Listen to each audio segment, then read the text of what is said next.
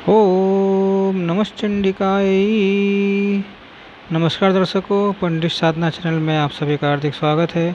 आज मैं आपको देवी कवच का पाठ बताने जा रहा हूँ, जो मनुष्य की सब प्रकार से रक्षा करने वाला महास्तोत्र है।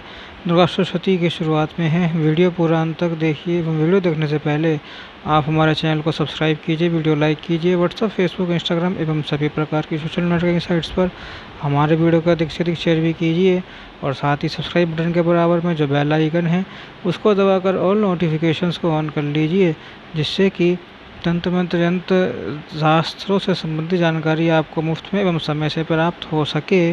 दर्शकों, अर्धदेव्या कवचम अस्य श्री चंडिका कवचस्य ब्रह्मा ऋषि अनुसूचन चामुंडा देवता अगण्यस्मक्तस्तोत्र बीजम दिग्बंध देवता स्तवम श्री जमुंदा पीठते सप्तशती पाठकत्वेन जपे विनियोगा। ओम चंडिका देवी को नमस्कार है। मार्कंडेय जी ने कहा, पितामह, जो इस संसार में परम गोपनीय तथा मनुष्यों की सब प्रकार से रक्षा करने वाला है और जो अब तक आपने दूसरे किसी के सामने प्रकट नहीं किया हो, ऐसा कोई साधन मुझे बताइए। ब्रह्मा जी बोले, ब्राह्मण, ऐसा साधन तो केवल एक देवी का कवच ही है, जो गोपनीय से भी परम गोपनीय, पवित्र तथा संपूर्ण प्राणियों का उपकार करने वाला है। महामुने, उसे श्रवण करो। देवी की 9 मूर्तियाँ हैं, जिन्हें नवदुर्गा कहते हैं। उनके पृथक पृथक नाम बतलाए जाते हैं। प्रथम नाम शैलपुत्री है, दूसरी मूर्ति का नाम ब्रह्मचारिणी है, तीसरा स्वरूप चंद्रघंटा के नाम से प्रसिद्ध है, चौथी मूर्ति को कूष्मांडा कहते हैं, पांचवी दुर्गा का नाम स्कंद माता है, देवी के छठे रूप को कात्यायनी कहते हैं, सातवां कालरात्रि और आठवां स्वरूप माँ गौरी के नाम से प्रसिद्ध है, नवमी दुर्गा का नाम सिद्धिदात्री है। ये सब नाम सर्वज्ञ महात्मा वेद भगवान के द्वारा ही प्रतिपादित हुए हैं। जो मनुष्य अग्नि में जल रहा हो, रणभूमि में शत्रुओं से घिर गया हो, विषम संकट में फंस गया हो तथा इस प्रकार भय से आतुर होकर जो भगवती दुर्गा की शरण में प्राप्त हुए हो, उनका कभी कोई अमंगल नहीं होता। युद्ध के समय संकट में पड़ने पर भी उनके ऊपर कोई विपत्ति नहीं आती। उन्हें शोक, दुख और भय की प्राप्ति नहीं होती। जिन्होंने भक्तिपूर्वक देवी का स्मरण किया है, उनका निश्चय अभ्युदय होता है। देवेश्वरी, जो तुम्हारा चिंतन करते हैं, उनकी तुम निसंदेह रक्षा करती हो। चामुंडा देवी प्रेत पर आरूढ़ होती है, वाराही भैंसे पर सवारी करती है, ऐन्द्री का वाहन ऐरावत हाथी है, वैष्णवी देवी करुण पर ही आसन जमाती हैं, माहेश्वरी वृषभ पर आरूढ़ होती है, कौमारी का वाहन मयूर है, भगवान विष्णु की प्रियतमा लक्ष्मी देवी कमल के आसन पर विराजमान है और हाथों में कमल धारण किए हुए हैं।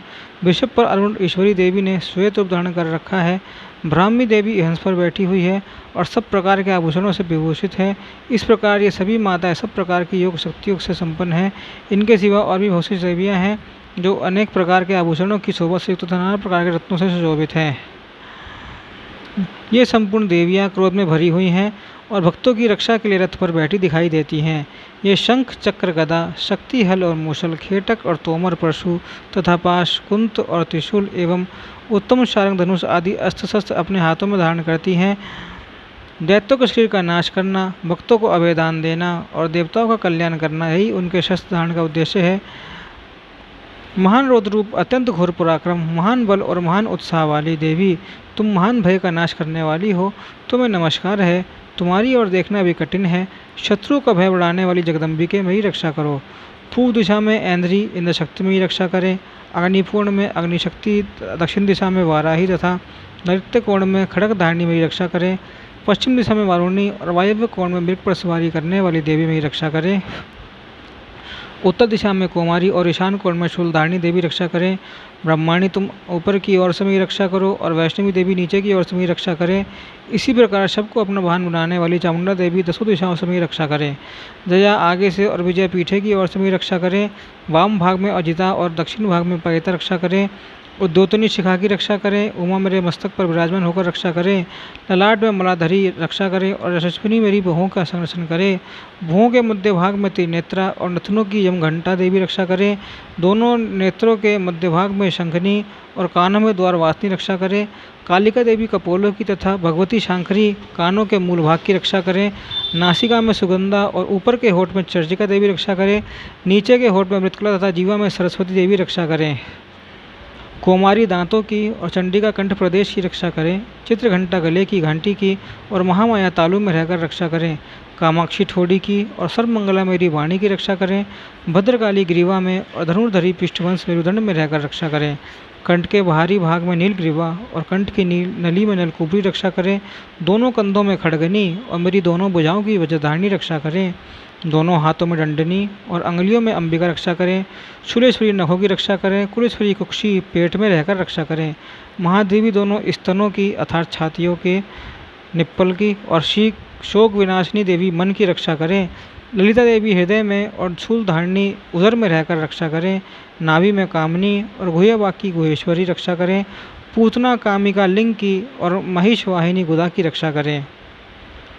भगवती कटी भाग में विध्वंध्यवासिनी घुटनों की रक्षा करें। संपूर्ण कामनाओं को देने वाली महाबला देवी दोनों पिंडलियों की रक्षा करें।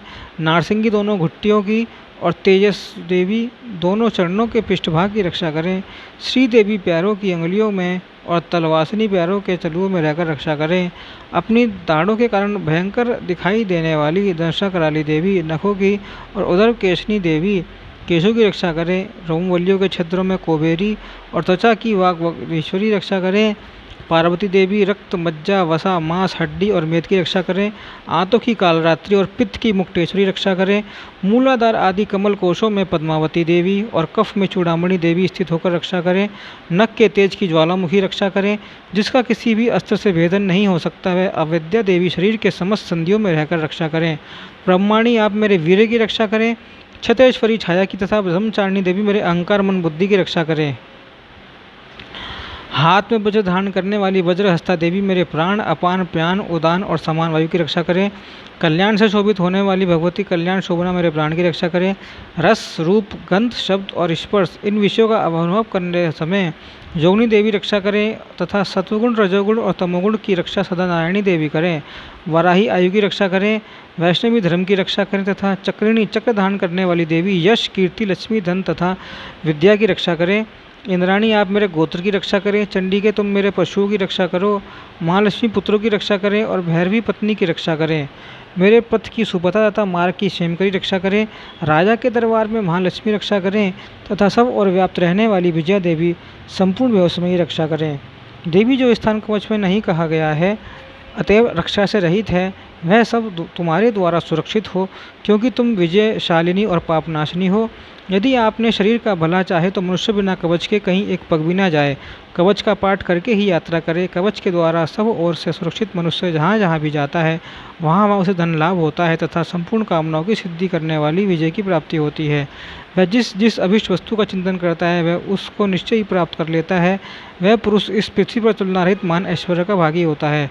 कवच से सुरक्षित मनुष्य निर्भय हो जाता है। युद्ध में उसकी पराजय नहीं होती तथा वह तीनों लोकों में पूजनीय होता है। देवी का यह कवच देवताओं के लिए भी दुर्लभ है।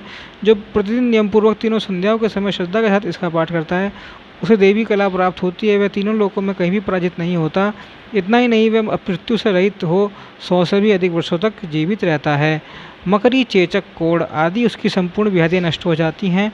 कनेर भांग अफीम धतूरे आदि का स्थावर विष सांप और बिच्छू आदि के काटने से चढ़ा हुआ जंगम विष तथा अहिफेन और तेल के संयोग आदि से करने वाला कृत्रिम विष आर्टिफिशियल पॉइजन ये सभी प्रकार के पॉइजन विष दूर हो जाते हैं। उनका कोई असर नहीं होता। इस पृथ्वी पर मारण मोहन आदि जितने अभिचारिक प्रयोग होते हैं तथा इस प्रकार के जितने मंत्र यंत्र होते हैं वह सब इस कवच को हृदय में धारण कर लेने पर मनुष्य को देखते ही नष्ट हो जाते हैं। ये ही नहीं पृथ्वी पर विचरने वाले ग्राम देवता आकाशचारी देव विशेष जल के संबंध में प्रकट होने वाले उपदेश मात्र से सिद्ध होने वाले निम्न कोटि देवता अपने जन्म के साथ प्रकट होने वाले कुल देवता माला कंठमाला आदि डाकनी शाकनी अंतरिक्ष में विचरने वाली अत्यंत बलवती भयानक डाकनियाँ ग्रह भूत पिशाच यक्ष गंधर्व राक्षस ब्रह्म राक्षस वेताल कूष्मांड और भैरव आदि अनिष्टकारक देवता भी हृदय में कवच धारण किए रहने पर मनुष्य को देखते ही भाग जाते हैं। कवचधारी पुरुष को राजा से सम्मान वृद्धि प्राप्त होती है। यह कवच मनुष्य के तेज की वृद्धि करने वाला और उत्तम है। कवच का पाठ करने वाला पुरुष अपने कीर्ति से विभूषित भूतल पर अपने सुयश के साथ साथ वृद्धि को प्राप्त होता है। जो पहले कवच का पाठ करके उसके बाद सप्तशती चंडी का पाठ करता है उसकी जब तक वन पर्वत और काननों सहित यह पृथ्वी टिकी रहती है तब तक यह पुत्र पौत्र आदि संतान परंपरा बनी रहती है। फिर देह का अंत होने पर वह पुरुष भगवती महामाया के प्रसाद से उस नित्य परम पद को प्राप्त होता है जो देवताओं के लिए भी दुर्लभ है। यह सुंदर दिव्य रूप धारण करता है और कल्याणमय शिव के साथ आनंद का भागी होता है।